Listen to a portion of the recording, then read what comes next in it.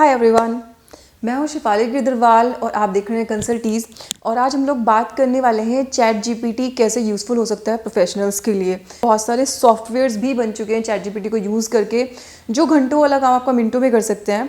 But as a professionals हम लोग उसका किस तरीके से यूज़ कर सकते हैं, या एक जर्नल इंसान, एक नॉर्मल पर्सन उसका किस तरीके से यूज़ कर सकते हैं। तो आज मैं आपके लिए वो 9 स्पेसिफिक यूसेज यहाँ पे पॉइंट आउट करूँगी, जिससे आप अपना घंटों का काम सिर्फ मिनटों में कर सकते हैं। जीपीटी की फुल फॉर्म है जनरेटिव प्री ट्रेन ट्रांसफॉर्मर, और उसका मीनिंग जानने की मैं बिल्कुल ज़रूरत नहीं है उसकी फुल फॉर्म की। बस आप ये समझ सकते हैं कि जब हम गूगल पे आज तक जो सर्च करते आए हैं, उस पर गूगल सिर्फ पहले से जो पोस्ट कर रखे हैं डिफरेंट लोगों ने, उन रिजल्ट्स की सॉर्टिंग करता है, जैसे हम सब लोगों को पता है। लेकिन चैट जीपीटी क्या करता है, वो आपके इंस्ट्रक्शन के पीछे का पर्पस समझता है और आपके लिए टास्क भी एग्जीक्यूट कर सकता है। इसको एक डिफरेंस के थ्रू हम लोग समझ सकते हैं, एक छोटे से एग्जाम्पल के थ्रू। मान लीजिए मुझे अपना सीवी ड्राफ्ट कराना है, तो मैं गूगल पे जाके क्या सर्च करूंगी कि एक सीवी के मेरे को फॉर्मेट्स चाहिए, तो वो क्या करेगा, डिफरेंट लोगों ने जो फॉर्मेट्स पोस्ट कर रखे हैं वो आपके लिए उठा के लिए आएगा। और फिर आप उन फॉर्मेट्स को देख के, अगर वो डाउनलोडेबल हैं और आपको अलाउ करते हैं एडिट करना, तो उसका यूज़ करके आप एक सीवी ड्राफ्ट कर सकते हो। बट अभी भी उसमें आपको बहुत टाइम लगने वाला है।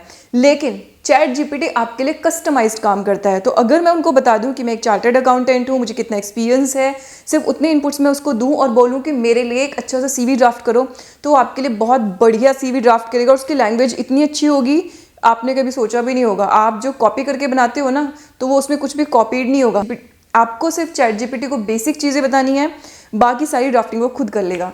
तो अभी हम लोग एक एक करके देखते हैं वो स्पेसिफिक चीज़ें जो आपका काम बहुत आसान करने वाली है, और उसकी वजह से आपकी कॉस्टिंग कम हो जाएगी। तो अगर आप ये टेक्निक्स यूज़ नहीं करोगे, तो प्रॉब्लम सबसे बड़ी ये आएगी कि जो दूसरे लोग हैं वो यूज़ करेंगे, तो वो उसी काम को जिसको आप कई दिनों में करते हो, कई घंटों में कर लेंगे। तो नेचुरली अपने क्लाइंट से बहुत ही कॉम्पिटिटिव चार्ज कर सकते हैं। और आप में से बहुत सारे लोग जो टेक्नोलॉजी के साथ चेंज नहीं होंगे, वो आउट ऑफ बिजनेस हो जाएंगे बहुत ही जल्दी। सबसे पहली टास्क जो मैंने चैट जीपीटी को दी थी, वो दी थी एक नोटिस का रिप्लाई देना। तो मैंने उसको एक सिंपल सा नोटिस बताया जो कि बहुत जनरल है, कि 2A और 3B के अंदर जो इनपुट टैक्स क्रेडिट है, उसके लिए मुझे डिपार्टमेंट ने नोटिस सेंड किया है, तो उसका आप रिप्लाई लिखो। चैट जीपीटी ने इस पर जेनरिक रिप्लाई लिखा, और वो बिल्कुल सही नहीं था, मतलब एकदम करेक्ट नहीं था, क्योंकि चैट जीपीटी एक टाइम पीरियड तक अपडेट किया गया है। तो चैट जीपीटी ने जो मुझे रिप्लाई दिया वो आप यहाँ पे देख सकते हैं एक बार। उसने मुझे बोला कि हाँ मैंने रिकन्सिलेशन कर लिया है और उसके हिसाब से मेरा ठीक है, लेकिन ठीक है मैं उसको दोबारा रिकन्साइल कर लूँगा, और कुछ फर्दर इन्फॉर्मेशन इसके बारे में कि कहाँ कौन सा गैप है आप मुझे बताओ। ये एक जेनरिक रिप्लाई था।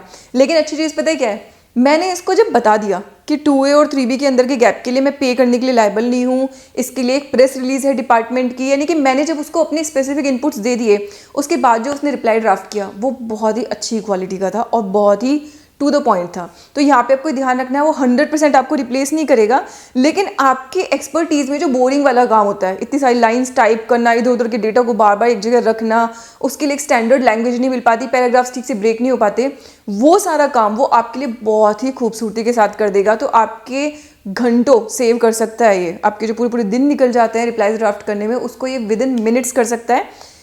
आपने बस इनपुट सही दिया हो। अगर इनपुट आपका ठीक है तो उसका रिप्लाई बिल्कुल करेक्ट ही आएगा। इसके बाद जो सेकंड टास्क मैंने इसको देखी थी इनकम टैक्स कैलकुलेट करने की। तो यहाँ पे इंटरेस्टिंग सी चीज़ ये थी कि मैंने उसको सिर्फ एक 20 लाख रुपीज़ की इनकम बताई कि उस पर आपको इनकम टैक्स कैलकुलेट करना है।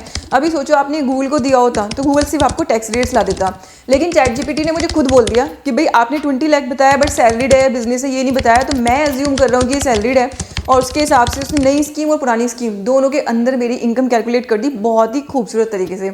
इसके बाद उसको ये नहीं पता था कि अभी जो लिमिट है वो चेंज हो गई, जैसे मैंने आपको पहले बोला कि वो रियल टाइम अपडेट नहीं करता है अपने आप को। तो जब मैंने उसको बता दिया कि मेरी लिमिट अभी जो है 7 लाख रुपीज़ हो गई है नई स्कीम में, तो उसने उस चीज़ को भी अपने आप कंसिडर कर लिया। तो अच्छी चीज़ क्या है कि वो भले अपडेटेड नहीं है, लेकिन आप अगर उसको कोई स्पेसिफिक इनपुट दे दोगे तो उसको अपने हिसाब से चेंज कर लेगा। इसका एक फ़ायदा भी है। इसका फ़ायदा ये कि जिस इंसान को कुछ भी नहीं पता वो उससे 100% इनपुट नहीं ले पाएगा। तो ऐसा नहीं है कि किसी का एक्सपर्टीज़ है, किसी की नॉलेज है तो उसको कोई फ़ायदा ही नहीं रहा, तो वो बेकार हो जाएंगे। बल्कि जिन लोगों को नॉलेज है उनको जो छोटे छोटे काम दूसरों से करवाने पड़ते हैं इसलिए कि उनका टाइम बहुत वेस्ट हो जाता है, उनको बोरिंग लगते हैं, वो आप अब इजीली चैट जीपीटी के थ्रू कर पाओगे। तो यहाँ से आपको कोई भी कैलकुलेशन करनी है, कोई भी इनकम टैक्स की किसी भी तरह की, आप सिर्फ उसको लिख के बता दो और सब कुछ वो अपने आप करेगा, स्टेप बाय स्टेप आपको बताएगा भी। तो आप सिर्फ कॉपी करके पेस्ट कर सकते हैं, यहाँ से इजीली कर सकते हैं। इसके बाद जो मैंने थर्ड टास्क की बीइंग ए प्रोफेशनल कई बार मेरे को बहुत रिसर्च करनी पड़ती है किसी पर्टिकुलर चीज़ के लिए, तो यहाँ पे आपका रिसर्च वर्क ही बहुत आसान कर देगा। तो लेट्स सपोज मुझे चाहिए थे कुछ ऐसे केसेस रियल एस्टेट के जिनमें इमोरल प्रॉपर्टी को डिफाइन किया गया हो, तो मैंने चैट जीपीटी को बोला कि मेरे लिए कुछ ऐसे अच्छे अच्छे केसेस लेके आ जाओ। केसेस और उनकी समरी दोनों वो बहुत आसानी से ले आए, यानी कि 2 मिनट के अंदर उसने काफ़ी सारे केसेस ला दिए। अब अगर मुझे और टिक डाउन करना है तो मैं उसको और स्पेसिफिकली बोल सकती हूँ, यानी कि पूरा अगर मुझे कोई ओपिनियन ड्राफ्ट करना है, पूरी रिसर्च करनी है, तो मैं उसकी हेल्प से इसको बहुत इजीली कर सकती थी। हाँ, यहाँ पे आपको अपना दिमाग ये ज़रूर लगाना पड़ेगा कि क्या मेरे लिए रेलिवेंट है और क्या मेरे लिए रेलिवेंट नहीं है मेरे पर्टिकुलर केस के लिए, और क्या एक्चुअली इंपॉर्टेंट है और क्या नहीं है, लेकिन अदरवाइज ये आपका काम बहुत आसानी से कर देगा। नेक्स्ट टास्क जो मैंने इसको दी थी वो दी थी एक सीवी राइट करने की। सीवी राइट करना बहुत ही बोरिंग काम होता है, और जितना आपका एक्सपीरियंस बढ़ता चला जाता है उतना ही सीवी राइट करने में आपको ज़्यादा लेजीनेस फील होती है। तो यहाँ पे ये सारे प्रोफेशनल्स के लिए रेलिवेंट हो जाएगा। जितने भी लोगों को अपना सीवी ड्राफ्ट करना है, आपसे एक चैट जीपीटी को अपना एक्सपीरियंस बता दो और किन किन कॉर्पोरेट्स में आपने काम किया। तो मैंने यहाँ पे उसको एक फेक डेटा दिया, उसमें एक्सपीरियंस बताया, किन किन कंपनियों में काम किया वो बताया। सिर्फ इतने से डेटा के बेसिस पे आप देख सकते हैं कितना वर्ल्ड क्लास सीवी उसने ड्राफ्ट किया है। आपकी जो एक्सपीरियंस है उसको मैंने बताया भी नहीं, उसको सिर्फ प्रोफाइल बताया था। उस प्रोफाइल के हिसाब से जिन जिन चीज़ों का एक्सपीरियंस आपको होना चाहिए था स्टैंडर्ड, वो सारा कुछ आपके एक्सपीरियंस में उसने खुद ऑटोमेटिकली इंक्लूड कर लिया। जिस बंदे ने उस प्रोफाइल पे काम भी किया हो ना 5 साल, वो खुद भी इतने अच्छे वर्ड्स में उसको एक्चुअली ड्राफ्ट नहीं कर सकता था। इसके बाद जो नेक्स्ट टास्क मैंने दी चैट जीपीटी को, वो नेक्स्ट टास्क मैंने उसको दी थी फाइनेंशियल प्लानिंग करने की। तो मैंने उसको बोला कि एक पर्टिकुलर सम है जो मैं पर मंथ इन्वेस्ट करना चाहती हूँ, और जो बेस्ट प्रोडक्ट्स हैं वो मेरे लेके आ जाओ, और मुझे 10 प्रोडक्ट्स में डाइवर्सिफाई करना है, तो 10 डाइवर्सिफिकेशन वाले प्रोडक्ट्स लेके आओ। तो यू कैन सी कितने अच्छे से उसने प्रोडक्ट्स को चूज़ किया, सारे रिस्क बताए, किस तरीके से मैं उसके अंदर प्लान कर सकती हूँ, वो सब कुछ। और अगर मैं इसमें अपनी एक्सपेक्टेड रिटर्न मांगती तो नेक्स्ट क्वेश्चन में आप उससे एक्सपेक्टेड रिटर्न मांग सकते हैं, वो पास्ट ट्रेंड्स के बेसिस पे वो भी आपको कैलकुलेट करके दे देगा। तो कई बार क्या होता है कि हम इन्वेस्ट करने के लिए म्यूचुअल फंड्स ढूंढते रहते हैं, सोचते हैं किस में करें, एफडी में करें, किसी के अंदर करें, और गूगल पे आपके आवर्स वेस्ट हो सकते हैं सिर्फ एक फाइनेंशियल प्लानिंग के लिए, जहाँ पे आपको ये नहीं पता चलेगा किस चीज़ पर रिलाई करना है, किस चीज़ पे नहीं करना है। तो चैट जीपीटी को आप सिर्फ इतना इंस्ट्रक्शन दो कितनी अमाउंट है और किस तरह के फंड्स में आप करना चाहते हो, उसमें से बेस्ट रिटर्न वाले, यानी कि जो भी आप क्राइटेरिया दोगे, आप अगर ये दोगे जिसकी सबसे हाई रिटर्न्स हो वो वाले, जिनकी सबसे अच्छी रेटिंग हो वो वाले, जिनका एक्सपेंस रेशियो सबसे कम हो वो वाले, तो उसी के हिसाब से वो उठा के आपके लिए फंड्स लेके आएगा और आपके लिए आपका एक परफेक्ट पोर्टफोलियो ड्राफ्ट कर देगा विद इन मिनट्स। इसके बाद जो नेक्स्ट इंपॉर्टेंट टास्क मैंने इसको दी थी वो दी थी जो सबको बोरिंग लगती है, वो होती है कोटेशन। जब कोई क्लाइंट हमें अप्रोच करता है, बोलता है कि ये पर्टिकुलर काम आप मेरे लिए कर दो, तो हमें बड़ा मुश्किल हो जाता है कि उसको प्रॉपर वर्ड्स में कैसे एक्सप्रेस करेंगे, हम क्या क्या टास्क करेंगे और किसका कितना कितना चार्ज कर रहे हैं। तो यहाँ पे मैंने चैट जीपीटी को बता दिया है कि मैं एक एमएनसी क्लाइंट के लिए कोटेशन भेजना चाहती हूँ, कितनी अमाउंट में चार्ज करना चाहती हूँ और किस किस तरह के काम में करूँगी। तो मैंने उसको सिर्फ मोटे मोटे बताए थे कि क्या क्या इंक्लूडेड होगा, एंड यू कैन सी कितने परफेक्ट तरीके से उसने पूरी कोटेशन बना दी, और लैंग्वेज इसकी इतनी अच्छी है ना कि कोई भी एमएनसी क्लाइंट इसको देख के एकदम से इंप्रेस हो सकता है कि आपको बहुत अच्छी नॉलेज है। यू कैन सी कितनी स्टैंडर्ड और कितनी हाई क्वालिटी लैंग्वेज यूज़ की है उसने कोटेशन के लिए। तो हम लोग जब जनरली ड्राफ्ट करते हैं, ये बहुत ही बोरिंग पार्ट होता है। बहुत सारे लोगों को नॉलेज है, वो काम भी कर सकते हैं, लेकिन बहुत अच्छी लैंग्वेज में कोटेशंस वगैरह ड्राफ्ट नहीं करने की वजह से कई बार आपको काम नहीं मिल पाता, क्योंकि आप अपने क्लाइंट को इंप्रेस नहीं कर पाते। तो यहाँ पे आप देख सकते हो कि कितने अच्छे तरीके से अपने क्लाइंट को इंप्रेस कर सकते हो इस तरीके की कोटेशंस देके। तो आपको उसको सिर्फ मोटा मोटा डेटा बताना है, डिटेल वो इन डेप्थ जो बोरिंग वाला बेकार वाला काम था वो सारा वो अपने आप आपके। तो नेक्स्ट टास्क जो मैंने उसको दी थी, यानी कि 7th नंबर ऑफ टास्क, वो थी ईमेल ड्राफ्ट करना। हम लोग जब किसी अच्छे क्लाइंट से डील कर रहे होते हैं तो हमारी ईमेल की लैंग्वेज क्या हो, आप बिलीव नहीं करोगे, कॉर्पोरेट में अधिकतर एम्प्लॉयज़ को एक स्टैंडर्ड ईमेल लैंग्वेज समझ नहीं आती, ईमेल एटिकेट समझ नहीं आते, और उनको उन सब चीज़ों के लिए ट्रेन करना एक बहुत ही डिफिकल्ट टास्क है। क्योंकि ट्रेन करने के बाद भी जब कोई नया सिनेरियो आएगा तब वो एक स्टैंडर्ड लैंग्वेज लिख पाएंगे नहीं लिख पाएंगे, ये हमेशा से एक चैलेंज है। और अगर हम किसी अच्छे क्लाइंट के साथ डील कर रहे हैं तो हमारे काम की क्वालिटी वो इसी चीज़ से असेस करते हैं कि हमारी ईमेल की लैंग्वेज की क्वालिटी कितनी अच्छी है। सो वी ऑल अंडरस्टैंड, जितने प्रोफेशनल्स हैं उनको तो पहले ही पता है कि एक अच्छी क्वालिटी ईमेल की वैल्यू क्या होती है, specifically when you are dealing with MNC clients. तो यहाँ पे चैट जीपीटी आपके लिए इतनी मक्खन लैंग्वेज के अंदर ईमेल्स लिखने वाला है कि आप डेफिनेटली बहुत अच्छे से इंप्रेस कर सकते हो, और आपको टाइम वेस्ट करने की ज़रूरत नहीं है।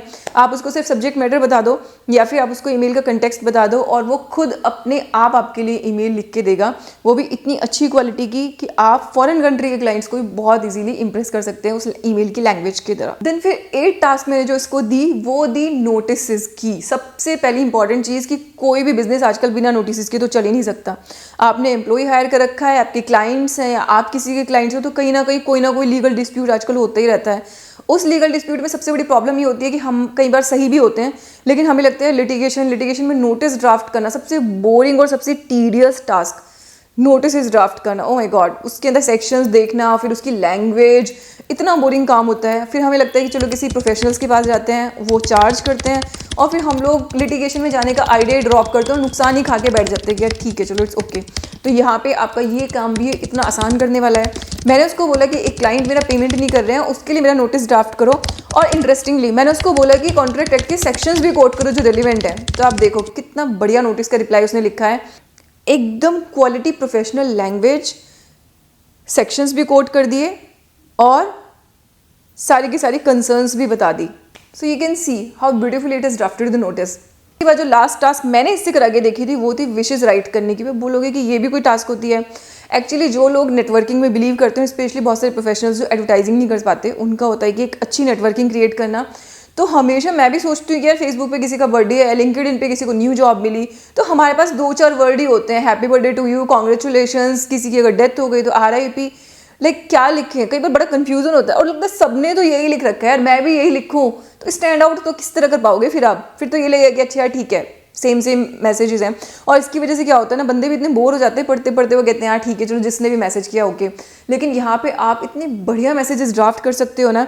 तो यहाँ पे मैंने ChatGPT को बोला किसी के बर्थडे के लिए एक अच्छा सा मैसेज ड्राफ्ट करने का, और उसको पर्सनलाइज करने के लिए मैंने उसको बोला कि वो एक मेल है और वो 30 ईयर्स की एज में भी उन्होंने एंटर किया है। तो आप देखिए कितना बढ़िया विशेज उसने लिखी है।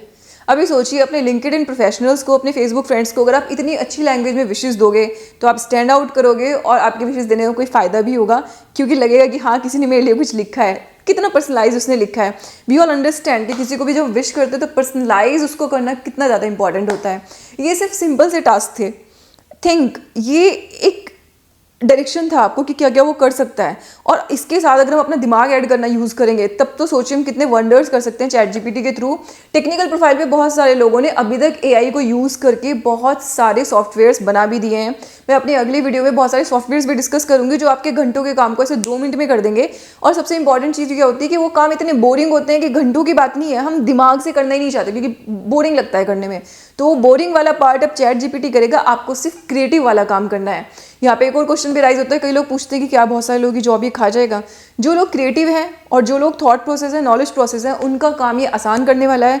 और जो लोग सिर्फ इंस्ट्रक्शन फॉलो कर रहे हैं उनके लिए ये खतरा बन सकता है, डेफिनेटली बन सकता है। लेकिन अगर वो लोग भी खुद ChatGPT को यूज़ करेंगे तो वो खुद अपना काम 10-10 मिनट के अंदर कर पाएंगे, घंटों वाला और पूरे पूरे दिन वाला काम। आई होप ये वीडियो आप सबके लिए यूजफुल रही होगी। Thank you so much everyone.